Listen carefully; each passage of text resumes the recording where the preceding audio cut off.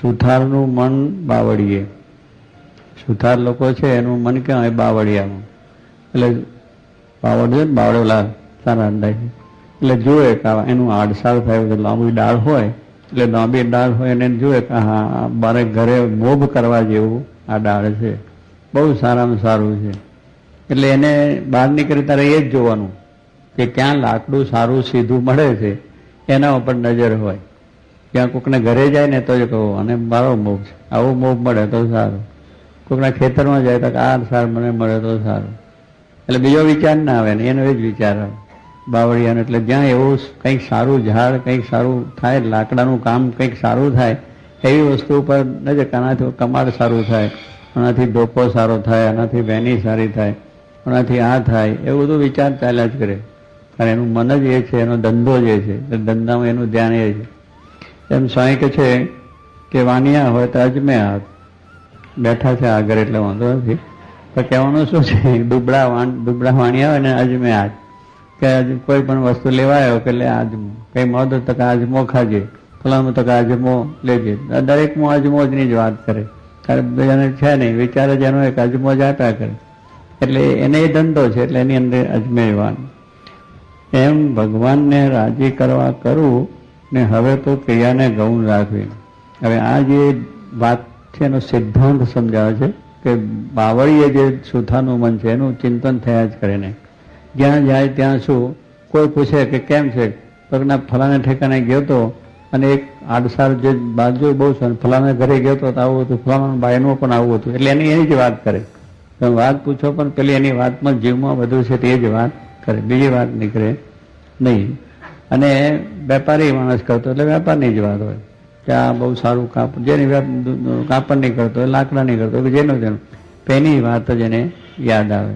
એમ સ્વામી અહીંયા આપણને શું સમજાવે, એમ ભગવાનને રાજી કરવા માટે પણ ભગવાનની જ વાત આપણે કરવી, કે સત્સંગની જ વાત કરવી. તમે જ્યાં બેસો, જ્યાં જાઓ, જ્યાં જાઓ, એક જ વાત, બીજી વાત જ ન હોય, કુસંગની વાત ન હોય, વ્યવહારની વાત ન હોય, કામ કરતા કંઈ હોય જ નહીં. કે અહીંયા ભગવાનની જ વાત કરવા આવ્યા છે. અને ભગવાનની વાત મળી છે એ આપણા ધંધા રોજગારમાં જ્યાં જાઓ ત્યાં કોઈ બેઠા હોય તો આ સમય આમ ગયા હતા ને આવી વાત થઈને આવો સમય થયો ને આવી વાત એ તરત ઉપડે, એવી વાત આપણા જીવનની અંદર નીકળવી. સાધુ હોય કે હરિભક્ત હોય, કારણ કે આપણે કરવાયા છે, કુથલી કરવાય છે, કોઈ નિંદા કરવાય છે, કોઈનું આગું પાછું કરવાય છે ના, એ બધું કાઢવાનું છે. એક જ લગ્ન હોવી જોઈએ કે જ્યાં બેસે ત્યાં ભગવાનની વાત, ભગવાનનો મહિમા, ભગવાનનો સંબંધ થાય, ભગવાન વિશેની પ્રીતિ થાય, એ વાત. જો જેટલા આપણા થઈ ગયા ભક્તો સંતોને એ જ વાત ચાલ્યા જ કરે, અખંડ ચાલ્યા કરે. જ્યાં બેઠા હોય ત્યાં એ જ વાત. એ આપણે મગનભાઈ આફ્રિકાના ગયા પણ જ્યાં બેઠા, રેલવેની વાતમાં કોઈનો પેલો બે આવ્યો હોય, ડ્રાઈવર આવ્યો હોય એની વાત કરે, સિટી સાહેબ પણ એની ઓફિસમાં વચનાવત રાખે, કોઈ આવે તો એની જ વાત. એટલે એમાં કહેવાનું છે કે અહીંયા આપણે શિવલાલ શેઠ થઈ ગયા એને વાત જુઓ તો એ જ વાત હોય. અમારા મોટા સ્વામી છે એ જ વાત. નિર્ગુણ સ્વામી તમે જુઓ તો એ વાત જ હોય. મોદા કરી હતી એવા ઘણા સંતો ભક્તો છે. જોગીમાન તો અખંડ કથા વાર્તા 24 કલાકે તો વાંધો નહીં, એવી એમની આગ્રહ, એવી જ વાત, એક કોઈ બીજી વાત નહીં. મહારાજે મૂળજી બ્રહ્મચારી કહ્યું કે આ બધા દોષીઓને કહ્યું કે ગામ કથા ના કરે, આ ભાઈના ભેગા થાય ત્યારે બધું પેલાની વાત કરે, પેલાના ઘરની વાત કરે, પેલાની વાત કરે, એવું બહુ હોય છે લગભગ. અને હરિભક્તો નવરા હોય તો એ વાત કરે ને સાધુ નવરા હોય તો વાત કરે. એટલે આ ગ્રામ કથાની વાત ચાલતી જ હોય છે. આ તો ડોશીઓનું આવ્યું એટલે ડોશીઓની વાત ચાલી. બાકી આપણે ગ્રસ્ત નવરા હોય તો બેઠા બેઠા ચોરે ચૌટે એ જ કરવાના. અમારે ચોરા ચૌટા હોય છે, જોગીમાં કે હટાક ચોરે બેઠા છે, કથા વાર્તા ચાલે છે, એમ ચાલ્યા કરતો હોય. પણ ભાઈ આપણે કરવાયા છે આ મૂકીને એ કરો ને, એમાં હટાક બહેન માળા કરો, ભજન કરો, સંગ કરો, કરવાનું જ છે. અમારા સર્વમંગલનું અંગ એવું છે, કથા વાર્તા જ કથા વાર્તા, બીજું કંઈ જ્યાં બેઠા ત્યાં. એવા બધા ઘણા સંતોનું કહેવાનું શું છે, આ બધા સંતો બેઠા છે બધાને એવું કે ભાઈ આ કથા વાર્તાનું આગ્રહ બધો હોય તો આપણને સુખ આવે, શાંતિ આવે, કોઈ દાડો મૂંઝવણ ના થાય, કોઈ દાડો મન પાછું ના પડે, બધું થઈ જાય. રામકથા બ્રહ્મચારી કહ્યું, બ્રહ્મચારી બીજા ભોળા ભલા હતા, મહારાજની સેવામાં ખંજાતા હતા. એટલે ત્યાં જઈને બધા જીવબાન લાડુબાન બધા બેઠા હતા. ભાઈ એમને ગામ કથા ના કરશો, રામકથા નહીં ગામ કથા કરજો, એવું કહ્યું. હે રામકથા નહીં ગ્રામ કથા કરજો. મહારાજે કહ્યું શું કે ગ્રામ કથા ના કરે, રામકથા એટલે ભગવાનની કથા કરે કહ્યું. પણ એમને જઈને એવું કહ્યું, ભોળા ભલા કરે ને એ બિચારા જઈને કહ્યું કે તમે મૂંડીઓ કાંઈ બેઠા બેઠા નવરા એવું ના કરશો કે રામકથા નહીં ગ્રામ કથા કહ્યું. મારે કે શું કહ્યા બ્રહ્મચારી? તે કયા ગ્રામ કથા કરવાનું? અરે પણ મેં કહ્યું છે રામકથાનું, ગ્રામ કથાનું ક્યાં કહ્યું? એટલે કહેવાનું શું છે, પછી પેલા થાય કે બ્રહ્મચારી જેવા મહારાજ આવ્યા અને એમને આપણે ગ્રામ કથાની વાત કરી છે તો મહારાજનો અતાર રાજ કર્યું છે એમ કરીને જવા દે, વધારે પોતું જાય ને.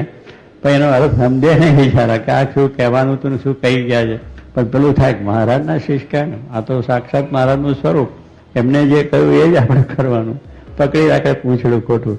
એટલે એવું નથી, પણ આપણે તો ભગવાનની જ વાત, એટલે કહે છે જેમ પેલા વાનિયાને અજમે આજ છે, બાવડિયા છે, એમ આપણે પણ ભગવાન સંત મળ્યા છે એની જ વાત થવી જોઈએ. બીજું કાંઈ મહિમાની જ વાત, અભાવ અવગુણની આગા પાછળની વાત જ ન નીકળવી જોઈએ. નીકળે તો એને ડાબી ઉભા થવું જોઈએ, બીજી વાત ઉપાડી લે તો આપણને અખંડ શાંતિ ને શાંતિ રહે.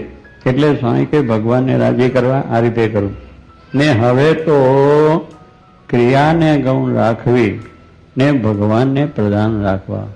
શું બધી ક્રિયાઓ છે ને ગૌણ રાખવાની, વેપાર ધંધા રોજગાર બધું જ કરવાનું છે, પણ આપણે પૂરું થઈ ગયું પછી એને આગળ બહુ વિચાર કરવા, જેટલું આપણે જરૂર છે એટલું ભગવાને આપ્યું, પછી આગળ વિચાર કર્યા કરીએ તો એનો અંત આવે નહીં. ભગવાન રાખવા, સત્સંગ વધારે જેટલો થાય એટલો, આપણે જે નોકરી ધંધો કરીએ તો એમાં સત્સંગ જેટલો વધારે થાય એ પછી જ્યારે વસ્તુ આવી મળી સમજાણી તો પછી એને પ્રધાન.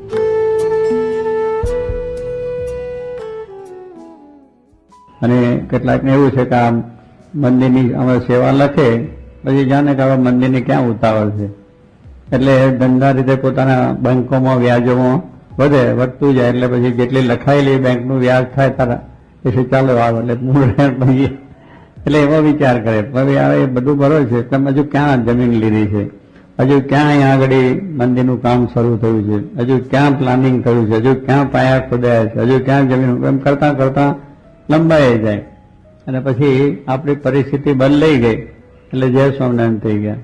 એટલે આવી કેટલીક વખત વસ્તુ છે. પણ જો પોતાનું ઘરનું કામ કરવું હોય તો ગમે તેમ કરીને પણ એ આપણે કામ થઈ જાય છે. એટલે શું આ મંદિર ભગવાન ભજવામાં આપણે આવો વિલંબ થાય છે, ભક્તિ કરવામાં, સેવા કરવામાં. પણ સ્વામી કહે છે આપણે સંકલ્પ થયો તરત કામ પતાવી દેવું. કેમ રાણા? જો પતી ગયું શાંતિ થઈ ગઈ ને, બહુ શાંતિ થઈ ગયેલો. કે આ આફ્રિકાના દેશકાળ પલટાઈ ગયા, લખાયેલી મોટી રકમો, પણ પછી શું થયું કે હવે આ બદલાઈ ગયું એટલે પછી બધા બેસી ગયા. રાણાએ ઘા માર્યો જે થવાનું થાય પણ આપણે કાઢીને આપી દીધા તો તારે શું કહે ને, પેલા બીજા બેંકોમાં ફસાઈ ગયા, પછી બીજા ધંધામાં ફસાઈ ગયા, બીજા ફસાઈ એટલે થાય. પણ જો તે ઘડીએ જ આપી દીધા જ્યારે લખ્યું ત્યારે બધાની સગવડ હતી, બધા ફૂલ પાવર હતા તે ઘડીએ, પણ ના થઈ ગયું. હવે આપણે એ કરવાનું છે, પણ ચાય આપણે હરિભક્તોની એવું નથી કે એની ઈચ્છા નથી, પણ પરિસ્થિતિ બદલાય. જે લખાયું છે દરેકની ઈચ્છા તો છે કે મારે આપવા જ છે, એવું કોઈને નથી કે મારે નથી આપવા, એની ભાવના પણ ન હોય. ઉત્સાહથી લખાય છે ને ઉત્સાહથી આપે છે કરે છે, પણ આપણી પરિસ્થિતિ બદલાય એને માટે આ કહે છે કે આજે હરિનું ભજન કરી લો, કાલે વખત કેવી, કાલે કેવું આવશે એ આપણને ખબર નથી. ન જાણ્યું જાનકી નાથે સવારે શું થવાનું છે. જાનકીનાથ એટલે રામ ભગવાન, એને પણ ખબર ન રહી. આ તો એક દ્રષ્ટાંત છે, ભગવાન તો બધું જાણતા હોય છે, પણ છતાંય આ લખી નાખ્યું કે એમને પણ રાત્રે નક્કી થઈ ગયો રાજ્યાભિષેક થવાનો. દશરથ રાજાએ પોતાની ગાદી ઉપર રામને બેસવાનું નક્કી થઈ ગયું, તોરણ થઈ ગયા, આમંત્રણ થઈ ગયા, વાજા બાજા વાગી ગયા, બધું ધામધૂમ થઈ ગયું. સવારે મુહૂર્ત પ્રમાણે બેસાડવાના હતા, ત્યાં રાતના 12 વાગે ધડાકો થયો.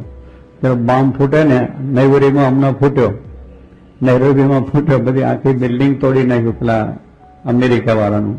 ધડાધડ થઈ ગયો.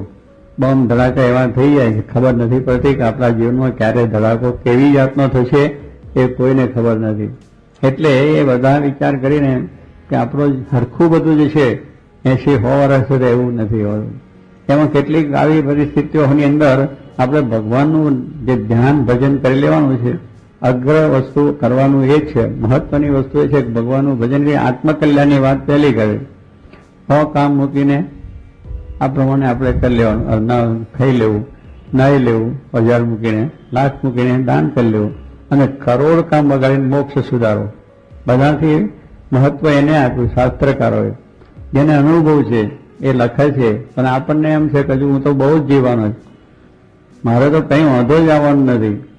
ક્યારે કંઈ થઈ જાય છે. અત્યારે આપણે ઘણા ઘણા મોટા જબરજસ્ત મહારથીઓના પણ આ શરીરના આ અવયવો ફરી જાય અને કંઈકનું કંઈક થઈ જાય. એટલે સ્વામી કે દેહનો નિર્ધાર નથી માટે કહ્યું. એટલે હરિભજવાનું કહે છે નારાયણદાસ એ બહુ અગત્યની વસ્તુ છે. મોટા સંતોએ પણ કહ્યું છે કે કાલે વખત કેવી આવશે એનો વિચાર કરવો નથી, કે હું કાલે વધારે સારો થઈશ કે વધો થઈશ એનો આપણને ખ્યાલ નથી. તો એ પ્રમાણે રામ ભગવાનને પણ વનવાસ જવું પડ્યું. હવે રાત્રે કઈ વાત હતી ને સવારે કઈ વાત થઈ ગઈ. એટલે એવું છે સ્વામી કે રાત્રેનો લગ્નના ગીતા ગવાતા હોય અને સવારે મરસ્યા ગવાતા હોય. રાત્રે ભાઈને લગ્નનું ધામધૂમ ને બધું થયું હોય, પીઠી પીઠી ચોરીને બર રાજા તૈયાર થઈ ગયો હોય ને સવારે વરઘોડો નીકળવાનો હોય તો મરણ થઈ ગયું. એટલે એ થઈ ગયું. એટલે એ કંઈ લખ્યું છે ને કે હવેલીઓ બીજું ત્રીજું બધું કર્યું, કરોડ લાખો રૂપિયાની મકાન બધું બનાવી દીધું, બંગલા. પછી મુહૂર્ત આવ્યું. એટલે મુહૂર્ત પહેલા મૃત્યુ થયું, ક્યાં રહેવા જવાનું થયું.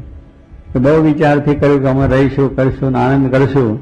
પણ એ મુહૂર્ત જોડાયું ખરું અને મુહૂર્ત જોઈને બીજાને થવાનું હતું. મેં ઘર પ્રવેશ કરવાનો હતો, પણ ઘર પ્રવેશને બદલે સ્મશાન પ્રવેશ થઈ ગયો.